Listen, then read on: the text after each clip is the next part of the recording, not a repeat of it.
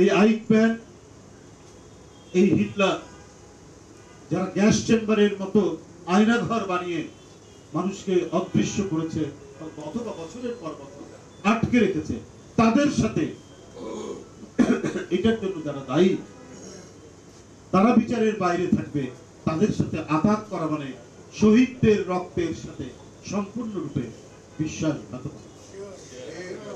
আমরা এমন একটি রাজনৈতিক দল যাদের স্বাধীনতা যুদ্ধে অবদান রয়েছে, গভীরভাবে স্বাধীনতা সার্বভৌমত্বে বিশ্বাসী, আবার একইভাবে গণতন্ত্রে। এই বিএনপি যেমন ধর্মীয় মূল্যবোধে বিশ্বাস করে, ধর্মীয় চেতনা যেমন তার রয়েছে, সংখ্যাগরিষ্ঠ মানুষ মুসলমান, তাদের মধ্যে যে ইসলামী মূল্যবোধ রয়েছে, সেই মূল্যবোধের প্রতি যেমন বিএনপি শ্রদ্ধাশীল, তেমনি হাজার হাজার বছরে আমাদের যে ইতিহাস, আমাদের যে সংস্কৃতি, আমাদের যে ভাষার যে চর্চা হয়ে আসছে, আমরা সেটাকেও গভীরভাবে শ্রদ্ধা করি, সেই চর্চা করতে আমরা অভ্যস্ত।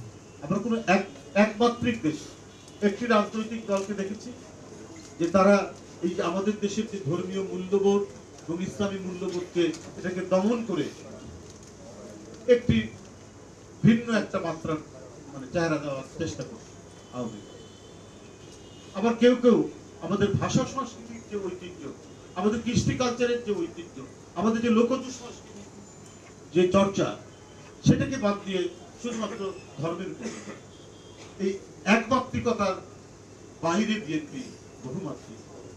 আমাদের যেমন ইসলামের প্রতি আমরা সহানুভূতিশীল, এদেশের সংখ্যাগরিষ্ঠ মানুষ যেমন তাদের ধর্মীয় মূল্যবোধকে গভীরভাবে পঠিত করে, তেমনি হাজার হাজার বছরের আমাদের ইতিহাস, ঐতিহ্য, কৃষ্টি কালচার, আবহমান সংস্কৃতিকে ধারণ করে। এই দুটারই সমন্বয়ের রাজনৈতিক দর্শন হচ্ছে আমরা একমাত্রিক রাজনৈতিক দল, এটাই হচ্ছে আমাদের বিশ্বাস। এই কারণেই আজকে সর্বাধিক জনপ্রিয় রাজনৈতিক দল। আরেকটা হচ্ছে যে নীতি, রাজনীতি থাকলে নীতি থাকবে, সেই প্রখর নীতিবোধ সম্পন্ন রাজনৈতিক দল। বলেছি শেখ হাসিনা স্বৈরাচার, শেখ হাসিনা ফ্যাসিস্ট, শেখ হাসিনা দুর্বৃত্ত, শেখ হাসিনার লোকরা টাকা পাচার করে, হরিলুট করেছে।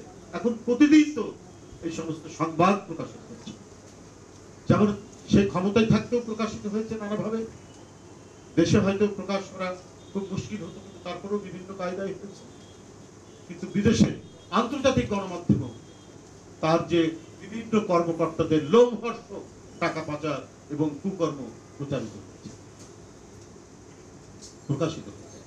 এই যে পরিস্থিতি, এই পরিস্থিতি থেকে আমরা সত্যিকার অর্থে শান্তি, স্বস্তি এবং কথা বলার স্বাধীনতা নিয়ে, বহু দলের মতামত নিয়ে আমরা মানে যে রাজনৈতিক ব্যবস্থা করে উঠবে, আমরা সেই প্রত্যাশা আমরা করব অন্তর্বর্তীকালীন সরকারের কাছ থেকে।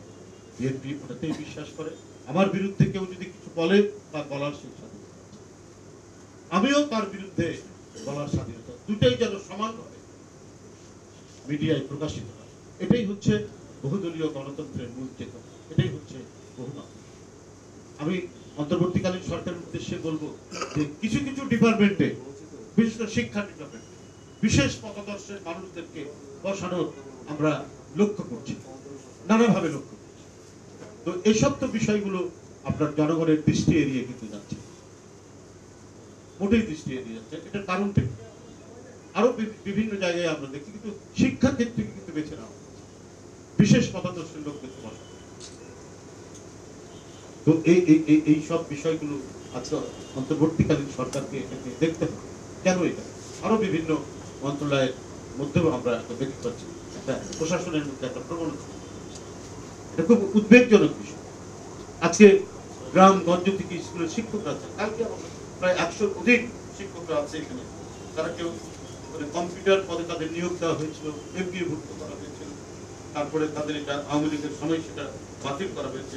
প্রভাষক অথবা সহকারী শিক্ষক কম্পিউটার পদে নিয়োগ পরীক্ষা ডিজি মহোদয়ের প্রতিনিধি সর্বোচ্চ নম্বর পেয়ে উত্তীর্ণ হয়ে নিয়োগ প্রাপ্ত হয়েছে। পরবর্তীতে আমরা প্রতিষ্ঠানের স্ব পদে এমপিএ ভুক্ত হই এবং অদ্যবধি এমপিএ ভুক্ত সহ নানা সুযোগ সুবিধা এরকম রয়েছে। কালকে প্রায় 100 জনের অধিক ডিজি অফিসে গেলে বলে যে মন্ত্রণালয়ে যাও। এই যে গ্রাম থেকে আসে শিক্ষক, মহিলা শিক্ষক, শিক্ষকরা, ওরা বলে যে এটা মন্ত্রণালয়ে যান, মিনিস্ট্রিতে যান।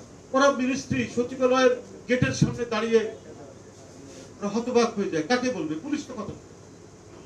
তো আজকে অন্তর্বর্তীকালীন সরকারের তো সংস্কারের দায়িত্ব নিয়েছে। তো সংস্কারের দায়িত্ব নিলে পরে এই সমস্ত, এরা তো আমাদেরই বাপ না, এই সমস্ত কি বলে যে গরিব মানে শিক্ষকরা, কিন্তু এরা তো অশিক্ষিত লোক না, শিক্ষক তারা তো শিক্ষিত লোক। তারা আজকে দুয়ারে দুয়ারে ঘুরছে, একবার ডিজি অফিস, একবার মন্ত্রণালয়ের সচিবালয়ের গেট। এমন সংস্কার হওয়া উচিত যাতে এই সমস্ত গরিব শিক্ষকরা বা এই ধরনের বিভিন্ন ডিপার্টমেন্টের মানুষ যারা বিভিন্ন ভাবে তাদের অভিযোগ রয়েছে, এই অভিযোগটা যাতে যথাযথভাবে কর্তৃপক্ষের কাছে পৌঁছায়।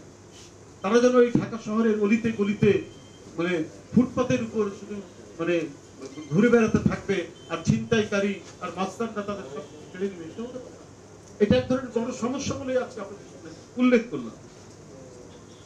মানুষ অন্তর্বর্তীকালীন সরকারের কাছ থেকে এই বিষয়গুলো চায়, এই সংস্কারগুলো হওয়া দরকার।